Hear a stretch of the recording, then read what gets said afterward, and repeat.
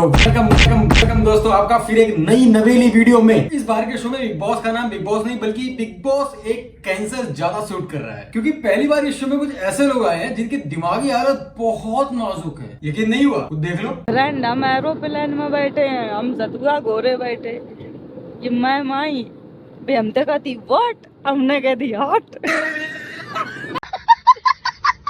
ये सतुआ दीदी पे तो हम बाद में आएंगे, पहले हम बात करते हैं चंद्रिका दीक्षित के बारे में। तो बड़ा पाव वाली दीदी, बड़ा पाव दिमाग खराब हो जाएगा, मैं माँ अम्मा बहन पे आ जाऊंगा मैं इनकी। अब देखो, वड़ा पाव वाली दीदी का ठेले पे आने का सबसे मेन कारण था उनका बच्चा, जिसके बारे में वड़ा पाव वाली दीदी अपने पॉडकास्ट, अपनी वीडियो में 100 बार बता चुकी हैं। यकीन करोगे आप लोग? देख लो। एज ए होस्ट की पोस्ट पर थी। हमारा एक छोटा सा 2.5 साल का बेटा है, उसकी तबीयत ठीक नहीं रहती। आज से 2 साल पहले ये चीजें स्टार्ट हुई थी। बेटा मेरा 3 साल का हो चुका है, तबीयत अचानक, डेंगू, ये वो। बच्चे को छोड़ के दीदी बिग बॉस में बहुत तेजी से भागी चली गई। वो क्या है ना, बच्चा तो फिर हो जाएगा, लेकिन दीदी को बिग बॉस फिर नहीं मिलेगा। चल वाह दीदी, वाह दीदी, वाह दीदी।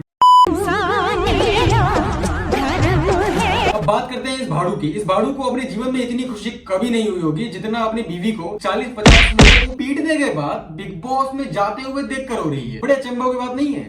देखो, बड़ा पाव दीदी के बिग बॉस में जाने से किसी को खुशी हुई हो ना हुई हो, लेकिन सबसे ज्यादा जो खुशी हुई है वो उन्हीं कॉम्पिटिटर्स ठेले वालों को हुई है। वो क्या है ना, सुबह से शाम तक बिना कलेश देखे वो शांति से अपना वड़ा पाव बेच पाएंगे। आप लोग को एक राज की बात बताऊं, चंद्रिका दीक्षित पिछले 1 साल से बिग बॉस में जाने की तैयारी कर रही है, क्योंकि वो जो रोड पे लड़ाई झगड़े पिछले 1 साल से कर रही है, वो लड़ाई झगड़े नहीं है, वो प्रैक्टिस है बिग बॉस में जाने की। और सबसे ज्यादा हैरान तो मैं जब हुआ जब मुझे पता चला कि अनिल कपूर बिग बॉस को होस्ट कर रहे हैं। और सलमान खान के बिग बॉस OTT 3 में ना आने का सबसे बड़ा जो कारण था वो आप अगली क्लिप में देख लो। रैंडम एरोप्लेन में बैठे हैं हम, सतुआ गोरे बैठे, ये मैं माई बे हम तो कहती व्हाट, हमने कह दी हॉट। ओ भाई, ओ कॉमेडी हो गई, कॉमेडी हो गई।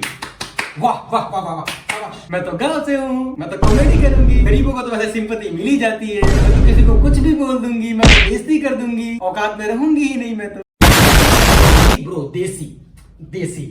अब देखो, यहाँ पे शिवानी कुमारी तो ये सतुआ बोल रही है, इसको आप क्रिंज और इरिटेटिंग का टैग दो, क्योंकि ये कोई भोली भाई लड़की नहीं है, ये सिर्फ कैमरे पे बन रही है। क्योंकि 2024 में मुझे नहीं लगता कोई भी ऐसा गांव होगा जिसको दुनियादारी में क्या चल रहा है पता नहीं होगा, बल्कि गांव के लोगों को ज्यादा समझ होती है कि किसको कितनी इज्जत देनी है, कहाँ मोरल्स होते हैं, किसको कितनी रिस्पेक्ट से बात करनी होती है। लेकिन ये देसी गुना भाई, मैं तो कुछ भी कर सकती हूँ, मैं शहर जाऊंगी, लेकिन हमने कभी इसकी तरह एक चुतियावा तो नहीं करा। ये नकली है भाई, नकली है, मैं बोल रहा हूँ। देखो, मैं सिर्फ इनको टारगेट नहीं कर रहा हूँ। बेसिकली ऐसे बहुत सारे कंटेंट क्रिएटर हैं जो ऐसा कंटेंट बनाते हैं, जो देसी कंटेंट बनाते हैं, लेकिन फर्क क्या है, कुछ लोग ऐसे होते हैं जो देसी बनने के चक्कर में बन जाते। भाई बिग बॉस का ना टाइम पे एक स्टैंडर्ड हुआ करता, आज बिग बॉस का स्टैंडर्ड यहाँ से यहाँ आ चुका है। क्योंकि एक टाइम था जब बिग बॉस के घर में टीवी सीरियल के एक्टर्स आते थे, अलग अलग मॉडल्स आते थे, ऐसे लोग आते थे जिन्हें हमें देखने में बहुत इंटरेस्ट आता था। लेकिन आज के टाइम पे एक से एक सिर्फ पागल खाने से भागे हुए मरीज है। ऐसा लग रहा है कि जैसे बिग बॉस में अपने सर पे कुल्हाड़ी नहीं, पूरा पागल खाना मार लिया। मजा आया। इवन बिग बॉस में एंटर करते ही इन्होंने इतनी ओवर एक्टिंग कर दी कि सो कॉल्ड देसी एक्सपोज हो गई। अब हम बात करते हैं हमारे नीजी बॉय की, यो बॉय